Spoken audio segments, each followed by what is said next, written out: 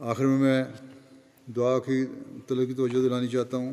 سب سے پہلے تو فلسطینی لوگوں کے لیے دعا کریں جن پر آج کل بہت زیادہ ظلم ہو رہے ہیں، اور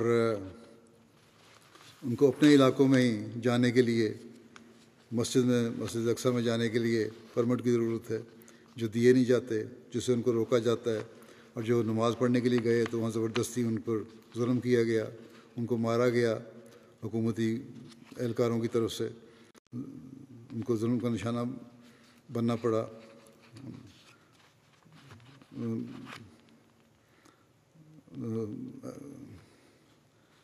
پھر اسی طرح ان کو جو شیخ جراح ان کا محلہ ہے، ایک چھوٹی سی وادی ہے، وہاں سے ان کو زبردستی نکالا جا رہا ہے، ان کے اپنا جگہ ہیں وہ۔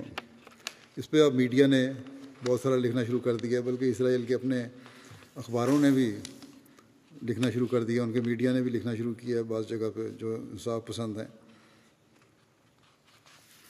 اور پولیس آنسو گیس اور گولیاں برسا رہی ہے لوگوں پہ، بلکہ ایئر اسٹرائک بھی کی ہیں، اس لیے کہ یہاں دشمن چھپے ہوئے ہیں، ان کو ہم مار رہے ہیں، لیکن حقیقت میں ظلم کیا جا رہا ہے اور عوام الناس کو مارا جا رہا ہے۔ پھر یہ ہے کہ جو زخمی ہوتے ہیں ان کو سنا یہ ہے، پریس کی یہ رپورٹ ہے بعض جگہ کی، کہ اسرائیلی پولیس نے طبی خیموں تک بھی نہیں ان کو پہنچنے دے رہی، میڈیکل ایڈ سے بھی ان کو محروم کیا جا رہا ہے۔ تو بہرحال مسجد اقصیٰ میں جو ظلم ہوا میں نے بتایا، اللہ تعالیٰ ان مظلوموں پر رحم اور فضل فرمائے اور ظالموں کی پکڑ کرے۔ جو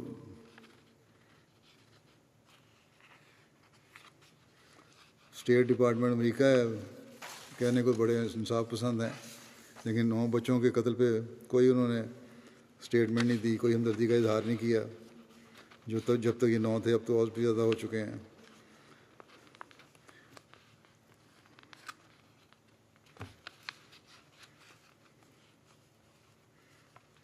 پھر یہ جو نیو یارک ٹائمز ہے اس نے بھی لکھا ہے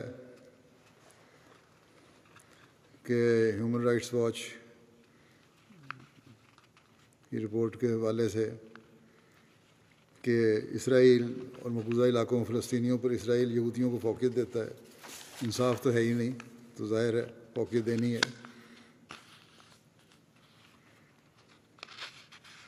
ایمنسٹی انٹرنیشنل کی رپورٹ بھی یہی ہے کہ بہت زیادہ ظلم کیا جا رہا ہے فلسطینیوں پر۔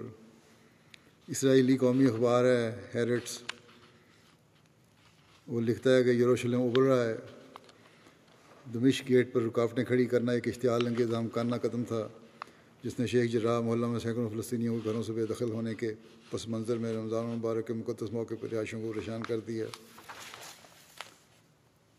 پھر ہیریٹس بھی یہی لکھتا ہے کہ عجیب بات ہے کہ انصاف کا انوکھا ویژن ہے جس کا اطلاق اس اصول پہ کیا جاتا ہے کہ جو میرا ہے وہ ہمیشہ کے لیے میرا ہے، اور جو تمہارا ہے وہ بھی ہمیشہ کے لیے میرا ہے۔ اسی طرح ان سے فلسطینیوں کے حقوق چھینے جا رہے ہیں۔ اللہ تعالیٰ بہرحال اللہ تعالیٰ رحم فرمائے، اور یہ عید کی خوشیاں ان کے لیے تو غموں کا پہاڑ لے کر آئی ہیں۔ اللہ تعالیٰ ان کے غموں کو خوشیوں میں تبدیل کرے، ان کو سکون کی زندگی میسر ہو، ان کی لیڈرشپ بھی ایسی اچھی ملے جو ان کی صحیح رہنمائی کرنے والی ہو۔ مسلم ممالک جو ہیں وہ اکٹھے ہو کر اپنا کردار ادا کریں تو فلسطینیوں کو اور دوسری جگہ مظلوم مسلمان ہیں جہاں بھی ہیں ان کو ظلموں سے بچا سکتے ہیں۔ لیکن مسلم امت بھی اکٹھی نہیں ہوتی۔ مسلم ممالک کو جو رد عمل دکھانا چاہیے تھا اس زور سے نہیں دکھایا جا رہا، ایک ہلکے پھلکے بیان دے دیتے ہیں، حالانکہ بڑا اکٹھا ایک مشترکہ بیان ہوتا تو اس میں طاقت ہوتی۔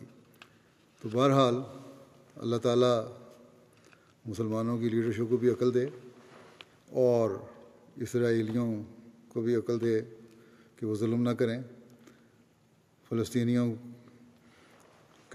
کو بھی جو بغیر لیڈرشپ کے اپنی مرضی کر رہے ہیں ان کو بھی اللہ تعالیٰ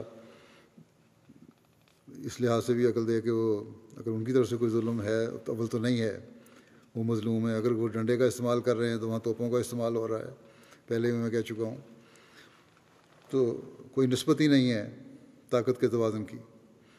بس بہت زیادہ دعا کی ضرورت ہے فلسطینیوں کے لیے، اللہ تعالیٰ ان کے حالات کو بہتر کرے اور ان کے لیے آزادی کے سامان پیدا کرے، اور جو پہلے معاہدے کے تحت، ابتدائی معاہدے کے تحت جو ان کی جگہ میسر ہیں وہ ان کو مل ہی رہیں اور اس پہ قائم رہیں. اسی طرح تمام دنیا کے مظلوم احمدیوں کے لیے بھی دعائیں کریں جن کو سختیاں کی جا رہی ہیں پاکستان میں یا الجزائر میں یا کسی بھی ملک میں.